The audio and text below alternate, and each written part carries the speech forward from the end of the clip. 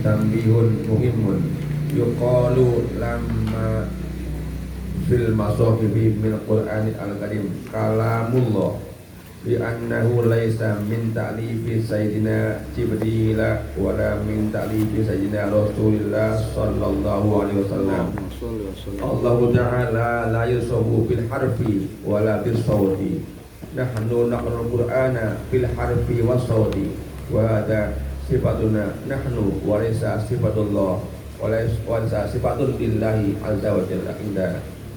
Qala al-Imam Abu Hanifah wa huwa min akabir salafi fi kitab fikih al-akbar wa sami'a Musa kalamallahi ta'ala kama qala ta'ala wa kallamallahu Musa taklima. Ya, baik. Tablihun muhimun, peringatan yang penting terkait dengan kalam, sifat di mana Allah berbicara. Sifat kalam ini sifat maknawi ya. Ingat qudrah, iradah, ilmu, hayat sama bahasa kalam 7 nih. Disebut sifat maknawi. Sifat ma'ani, sifat ma'ani. 7 apa? Qudrah, iradah, ilmu, hayat sama bahasa kalam. Kita pun punya ya sifat qudrah, iradah. Hanya kita ini pinjam bayangan, patulan. Yuqalu lima fil masahifi namun kalamullah ya. Dikatakan terhadap apa tentang mushaf dari Al-Quran disebut kalamullah. Al-Quran itu disebut mushaf nih, ya. Namanya mushaf Al-Quran. Ada kan disebut kalamullah kan gitu. Ini namanya kalam lafzi yang kemudian terekspresikan lewat huruf-huruf, lewat tulisan. Ada kalam Allah yang maknawi. Kenapa disebut kalam Allah Al-Quran itu? Li'annahu laisa min ta'lifi sayyidina Jibril wala min ta'lif sayyidina Rasulillah sallallahu alaihi wasallam. Karena Quran itu bukan dari karangan Sayyidina Jibril, juga bukan dari karangan Sayyidina Muhammad Rasulullah SAW, bukan hasil karya. Nah, Jibril juga bukan karya. Allah Ta'ala la yusafu bil harfi wala bis sawt. Allah itu tidak disifati kalamullahnya maksudnya dengan huruf dan tidak ada suara. Nah, gimana gambarnya? Gampang lihat. Tadi kan saya juga pernah ngimpi kan? Mimpi. Mulut kita kan lagi terkunci diam, ya tangan kaki kita lagi tergeletak tidur. Mimpi. Oh, ketemu ngobrol nggak? Ngomong nggak tuh? Pakai apa ngomongnya? Lidah. Nah, kan mulut kita lagi pakai huruf, pakai ada suara. Ya, berarti ruh bisa ngomong. Ngomongnya ruh nggak pakai huruf, lidah nggak pakai huruf, nggak pakai suara. Hati kita ngomong nggak? Ngomong sekarang, coba ngomong. Ada suaranya nggak? Hurufnya? Kita paham nggak? Nah, ketika diekspresikan muncul suara, muncul huruf.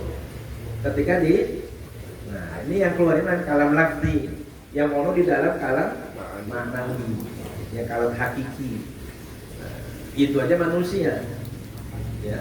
Apalagi kalam Allah. Jadi bagaimana mungkin kalam kok nggak ada suara, nggak ada huruf? Ya mungkin, kita aja bisa. Bahkan ada orang bisa nangkep tuh omongan hati seseorang, bisa kita tangkap walaupun nggak ngomong, kita udah paham aja, ya kan?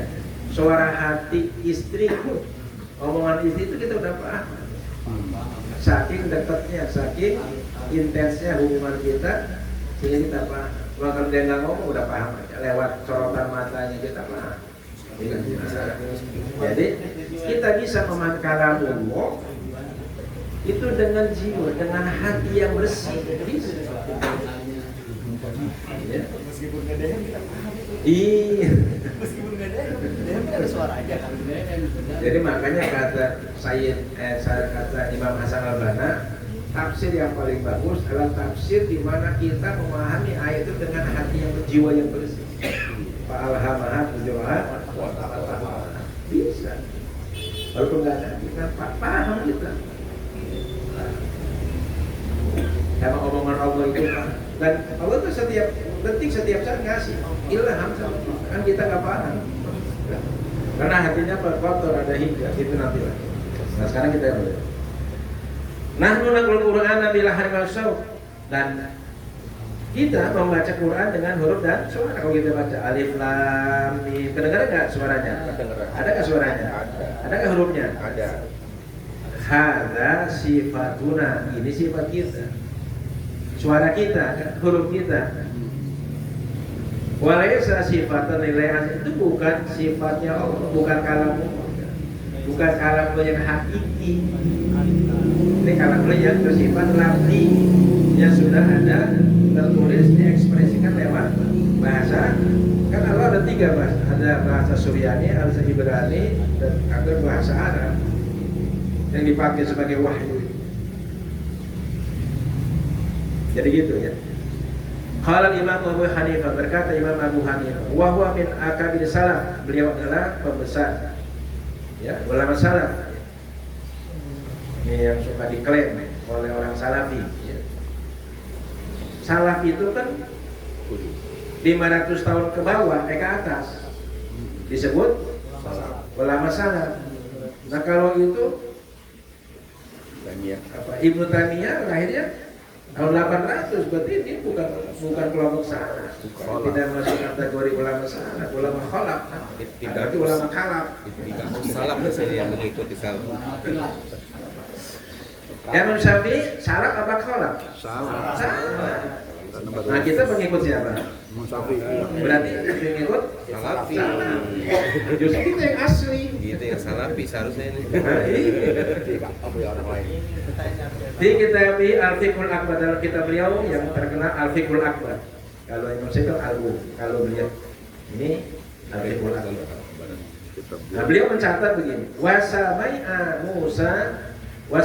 Musa kana Allah Ta'ala kama qala Allah Ta'ala wa kallama Musa taklima.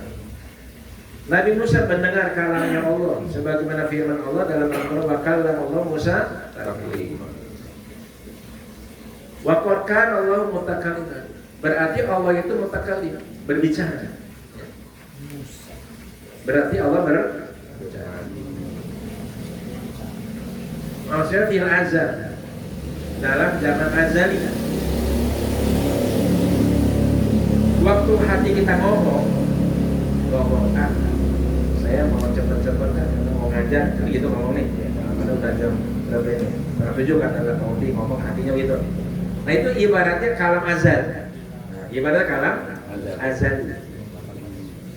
Ketika diucapkan, Pak Ustadz mau izin ya, saya mau ngajar. Nah itu kalam lafzi namanya.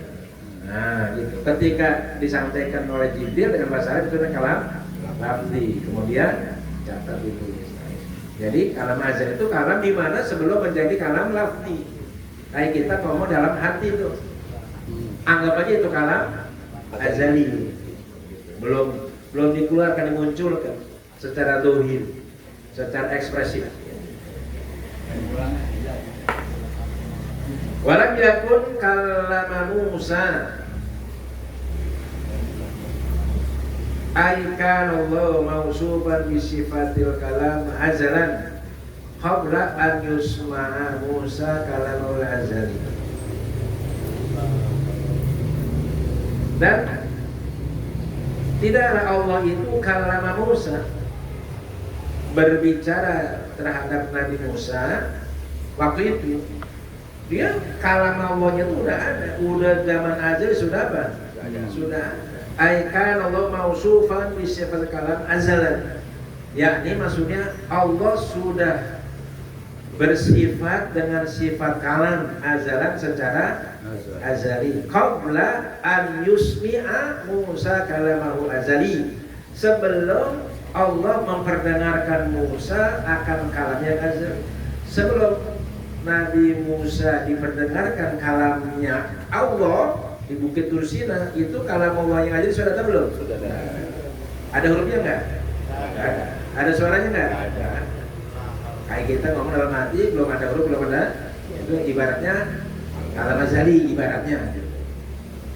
Allah Ta'ala azala an sam'i Musa al-hijab al-ma'nawi. Allah mengangkat, azala menghilangkan, ya, an sam'i Musa dari pendengaran Musa al-hijab al-ma'nawi, hijab maknawi. Apa hijab itu? Penghalang. Jadi kenapa selama ini kita tidak mendengar? Jangankan kalam Allah, kalam malaikat aja nggak dengar kan? Malaikat ngomong kan? Ngomong. Kenapa ada hijab? Jangankan omongan malaikat, nih di udara ini banyak omongan nggak? Banyak, ribuan omongan. Ada siaran radio, ada siaran televisi, ada ini. Frekuensinya beda-beda. Kita dengar nggak? Kenapa? Ada hijab. Ada hijab. Ketika hijab dibuka, frekuensinya dibuka, dengar lewat handphone nih. Handphone itu dari digital menjadi audio visual kan? Nah, gitu. Kayak gitu aja dah gampangannya.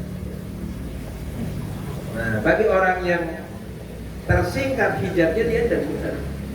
Kayak Sayyidina Umar lagi khutbah di Madinah kan, di Madinah. Ono pasukannya tentaranya di Gibraltar, di Gordo, di Spanyol, terkepung. Ya Syariah, Al-Jawal, kan gitu.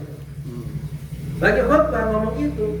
Ono, kenapa Sayyidina Umar bisa tahu? Hijabnya terus dibuka. Dia lihat pasukan dia lagi terkepung oleh musuh. Kasih komando, naik ke gunung gitu. Berarti ilmu mukasyafah itu ada apa enggak? Ada. Ilmu melihat jarak jauh ada apa enggak? Ada. Ilmu menyampaikan suara jarak jauh ada enggak? Itu buktinya kuat. Nah, kenapa kita nggak nyampe? Karena ketakwaan kita tidak seperti ketakwaan Sayyidina Umar. Kalau hati kita seperti hati Umar, kalau kita bisa. Berarti ada itu. Ya kita nggak usah Umar dah. Jadi sebenarnya ilmu itu ada. Kayak Rasulullah melihat orang dari siksa ada kan?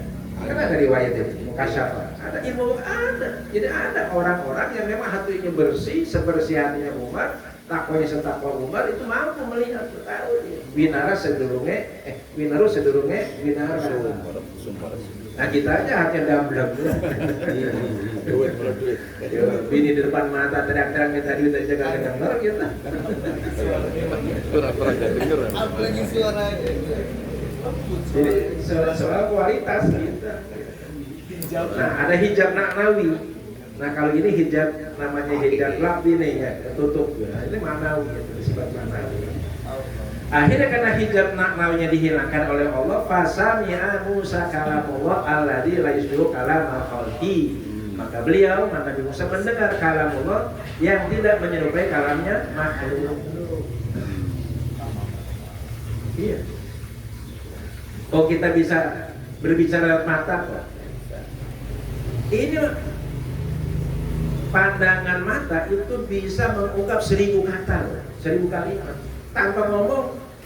Nah hati itu begitu juga. Antara hati dengan hati bisa nyambung. Ya, kalau orang sudah levelnya, ya hatinya sudah apa? Bersih. Kalau belum bersih, kayak ketutup. Nah itu masalahnya di situ. Nah, ya. Ini bukan berarti hati sudah bersih, bukan. Maksudnya itu memang seperti itu. Berarti kalau kita belum bisa nangkep suara hati orang, berarti Kita kotor. ya, kenapa Rasulullah itu Azizun Aliman itu cerita rakyat cerita itu menjadi terdengar sama dia. Ya. Kalau ini kan sampai mahasiswa teriak, ya kan? Nggak kedengeran juga. Emang dasar kuping budak kan gitu. Nah iya maksudnya bahwa cerita hati rakyat kan nggak kedengeran. Kenapa ada hijab? Jadi telinga DP itu terhijab nggak dengar tuh. Kan ditanya tuh salah satu menteri, Pak, kok ya saya nggak dengar ada apa katanya? Kalau di luar di kantor di dalam. Jadi itu perbandingannya.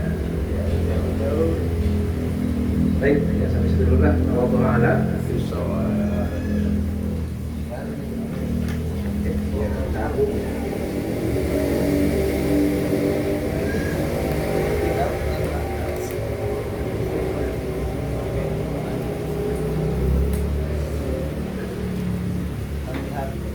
Iya, tahu dia masih.